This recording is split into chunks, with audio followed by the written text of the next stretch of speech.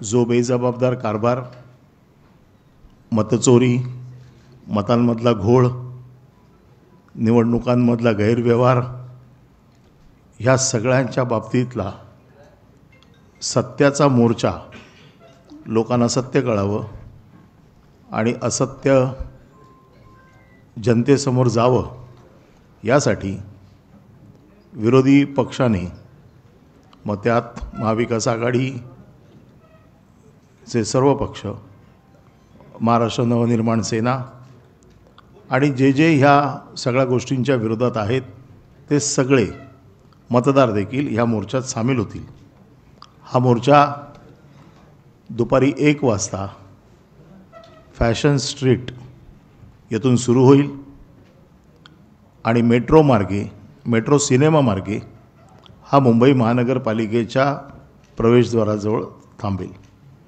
या मोर्चाला महाविकास आघाडीतील सर्व प्रमुख नेते, त्याचबरोबर महाराष्ट्र नवनिर्माण सेनेचे अध्यक्ष राज ठाकरे, हे डाव्या पक्षाचे सगळे प्रमुख नेते हे सगळे उपस्थित असतील आणि ते मोर्चाला मार्गदर्शन करतील। या मोर्चाला लाखोच्या संख्येने लोक येतील अशी अपेक्षा आहे आणि याचबरोबर केवळ राजकीय पक्ष नाही तर त्याचबरोबर ज्यांना आपलं मत चोरीला गेलंय असं वाटतंय आणि ज्या चुकीच्या मतांवरती हे सरकार बसले असं वाटतंय, असे लोक देखील या मोर्चामध्ये सहभागी होतील। या मोर्चाच्या संदर्भामध्ये आम्ही पोलिसांना भेटलोय, त्यांच्याकडनं आवश्यक त्या सूचना घेतलेल्या आहेत। मोर्चाचे रूट आम्ही प्रसिद्धीकरता आपल्याकडे दिलेले आहेत। आम्ही QR कोड उद्या आपल्याकडे पाठवतो, जेणेकरून येणाऱ्या लोकांची सगळी व्यवस्था होईल। जे लोक मुंबईकडनं येणारे आहेत त्यांच्या 2 मार्गांवरनं येणाऱ्या लोकांची व्यवस्था, वाहन व्यवस्था दोन्ही बाजूला केलेली आहे। त्याच्यासाठीचा आमचा हा रूट आम्ही तयार केला आहे आणि हा रूट आपल्याकडे पाठवायची आम्ही व्यवस्था करतो, त्याची कॉपी आपल्याला द्यायची व्यवस्था करतो। मोर्चा अतिशय शांततेने पार पडेल आणि ह्या मोर्चामध्ये प्रमुख नेते पुढील सर्व या मतचोरीच्या बाबतीमध्ये किंवा हा जो काय घोळ आहे याच्यावरती पुढील आंदोलनाची दिशा हे त्या दिवशीच्या मोर्चामध्ये ठरवतील। धन्यवाद।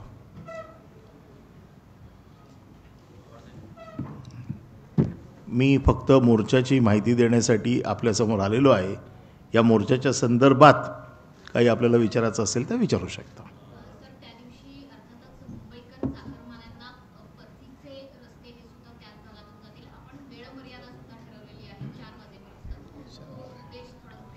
म्हणून आम्ही शनिवारी मोर्चा ठरवलेला आहे। सर्वसाधारण मुंबईकरांना त्रास होऊ नये म्हणून मोर्चा हा 1 ते 4 या दरम्यानच आहे। मला असं वाटतं ही जरी ज्या दिवशी कार्यालय बंद असली तरी जी काही कार्यालय उघडी असतील त्यांना परतीला कोणाला त्रास होणार नाही याची काळजी आम्ही घेतलेली आहे। नेत्यांची भाषणं त्यावेळेला जाहीर केली जातील, परंतु आता एवढं सांगतोय की सगळे प्रमुख नेते या मोर्चाला उपस्थित असतील। हो, शरद पवार साहेब उपस्थित राहतील।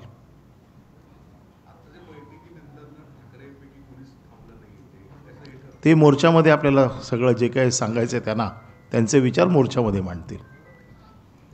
ही मीटिंग जी होती ही मोर्चाच्या प्लॅनिंगची मीटिंग होती, प्रेस कॉन्फरन्स नव्हती, त्यामुळे प्रेस कॉन्फरन्सची जबाबदारी नाही।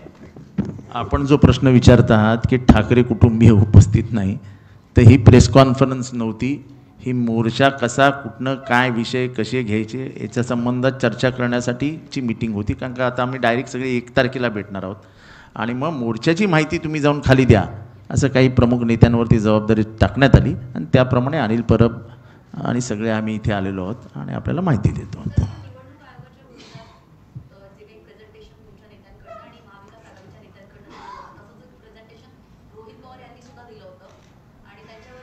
असं आहे की खटले दाखल होणार, पोलीस दबाव टाकणार, राज्य सरकार यंत्रणा वापरणार, कारण का चोऱ्या लपवण्यासाठी विविध प्रयत्न करतो।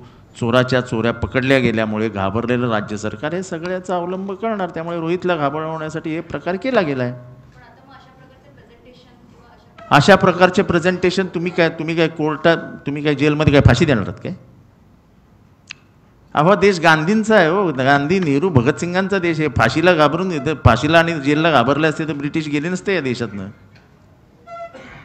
त्यामुळे असे काही कोणाला घाबरण्यासाठी रोहित पवार वगैरे घाबरणाऱ्यातली माणसं नाहीत. बिंदास नडतात, बिंदास खेळत आहेत.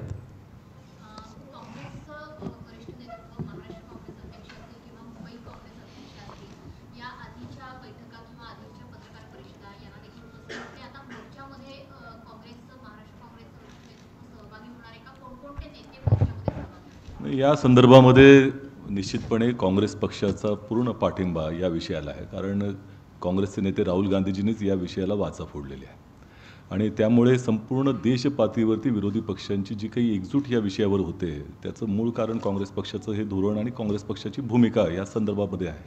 आणि त्यामुळे काँग्रेसचं नेतृत्व महाराष्ट्रातलं हे आपापल्या कामामध्ये व्यस्त असल्यामुळं आताच्या या मोर्चाच्या संदर्भामध्ये पाहायचं आलं तर वरिष्ठ नेतृत्व निश्चितपणे त्या ठिकाणी उपस्थित राहणार आहे, याच्यात काही शंका बाळगण्याचे कारण नाही.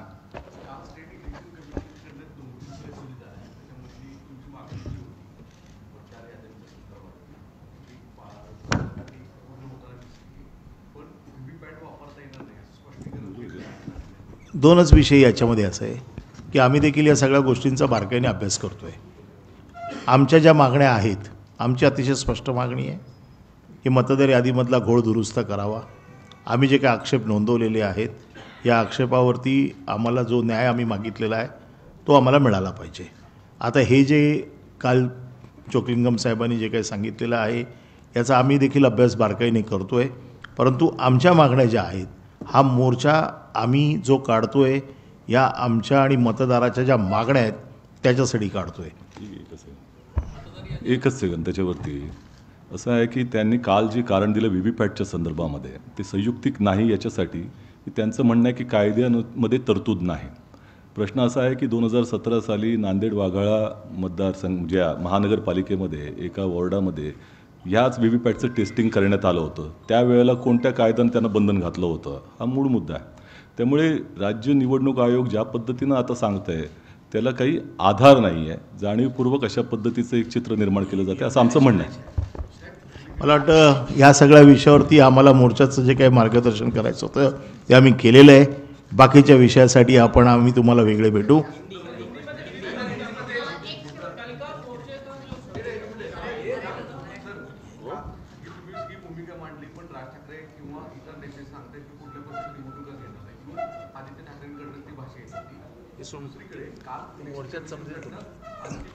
याच्या बाबतीतले जे काही निर्णय आहेत हे मोर्चात जाहीर केले जातील ना. आता निर्णय जाहीर करण्यासाठीची पत्रकार परिषद नाही आहे.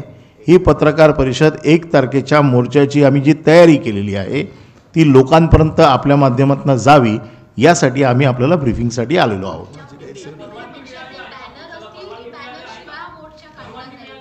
आमची पोलीस आयुक्तांबरोबर बैठक झालेली आहे. त्यांच्या समवेत सगळ्या चर्चा झालेल्या आहेत. परवानगीचा अर्ज आम्ही दिलेला आहे. मोर्चाच्या अगोदर परवानगी मिळेल. सर्व पक्षीय सगळ्याच गोष्टी तुम्हाला आत्ता सांगितलं तर त्या दिवशी तुम्ही बघणार काय?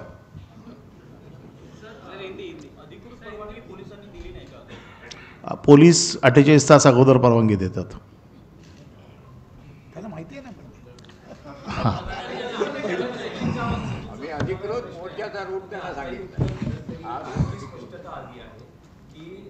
सगळे पक्ष सहभागी होते त्यांचे सगळे प्रमुख नेते अशा वेळेस महाराष्ट्राचे प्रदेशाध्यक्ष हर्षवर्धन सपकाळ हे या दिवशी मोर्चामध्ये उपस्थित असणार आहेत की त्यांचे मुंबई बाहेरचे काही कार्यक्रम आहेत? असं आहे की काँग्रेस पक्षाच्या तर्फे कोण त्या ठिकाणी उपस्थित राहणार हा काँग्रेस पक्ष निर्णय त्या ठिकाणी घेईल. पण मी एवढं निश्चितपणे सांगतो की काँग्रेसचं वरिष्ठ नेतृत्व या मोर्चामध्ये सहभागी होणार आहे आणि त्यात काही शंका बाळगण्याचं कारण नाही. काँग्रेस पक्षाचा पूर्ण पाठिंबा या मोर्चाला आहे, या भूमिकेला आहे आणि एकंदर राज्य निवडणूक आयोगातर्फे हे जे काही गोंधळ चाललेले आहेत त्याच्या विरोधामध्ये काँग्रेस पक्ष ठामपणे उभा आहे. मी जे सांगितलं असं आहे नाही, हे मला असं वाटतं की 2 वेगळे विषय आहेत.